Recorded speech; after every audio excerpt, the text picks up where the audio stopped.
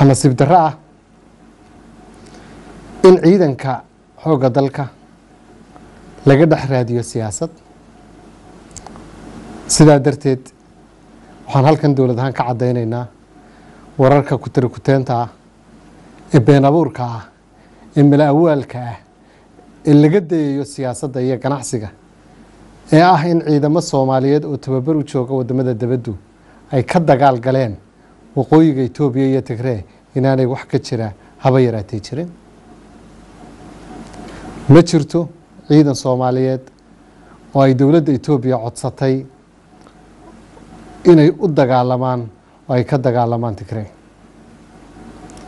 waxaan halkan ku caddaynayaa sidoo kale inaanay jirin ciidan Soomaaliyeed oo inoo jooga dalalka inoo tababaraya oo u diray goob kale oo dagaal. hore ayaa loo fidiyey dacaayado inay ciidan Soomaaliyeed ka dagaalameen Liibiya iyo Azerbaijan. sidii ay u beenoobeen ayay kuwan waqooyiga Itoobiya ee Tigrayna aan ugu caddaynaya shacabka inay yihiin been iyo malaawaal.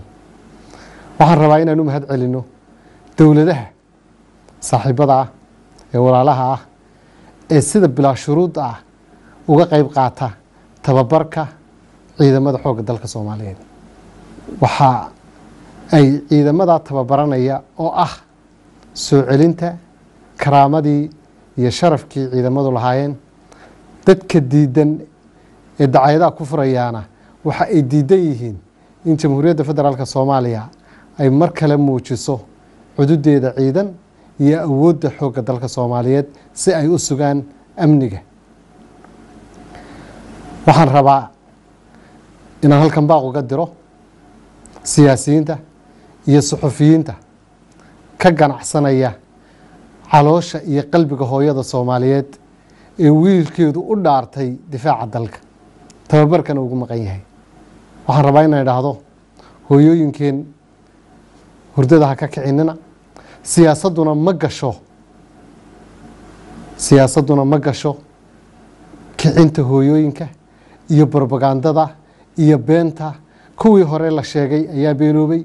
maalin walba in been la sheegaa waxay hagardaamo ku tahay qalbiga hooyada Soomaaliyeed. ugu dambeyn shacabka Soomaaliyeed waxaan u jeedinayaa inay ku kalsoonaadaan dowladooda, isbarbar taagaan ciidankooda. rajada soo celinta qarannimada iyo dowladnimaduna ay u baahan tahay ciidan adag oo suga amniga si aynu dowladnimadeenu u taabagasho. waa mahadsantiin.